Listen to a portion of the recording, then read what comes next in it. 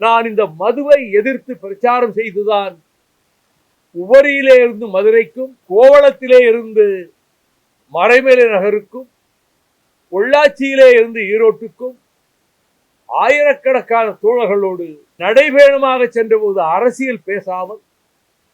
எங்கள் கட்சிக்கு ஆதரவு என்று ஒரு வார்த்தை சொல்லாமல் சென்றபோது ஆயிரக்கணக்கான தாய்மார்கள் வயல்வெளிகளிலே, காடுகளிலே, புஞ்சைகளிலே, தோட்டங்களிலே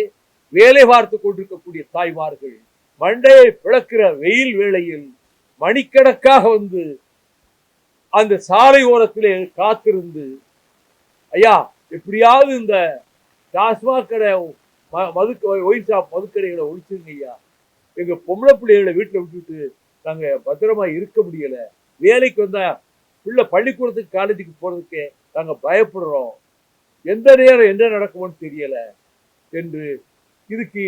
இதை ஒழிக்கணுங்கிறதுக்காக நீங்க நடந்து வர்றீங்கிறதுக்காகத்தான் நாங்க இந்த வெயில வந்து காத்திருந்து வரவேற்கோம்னு சொன்னாங்க.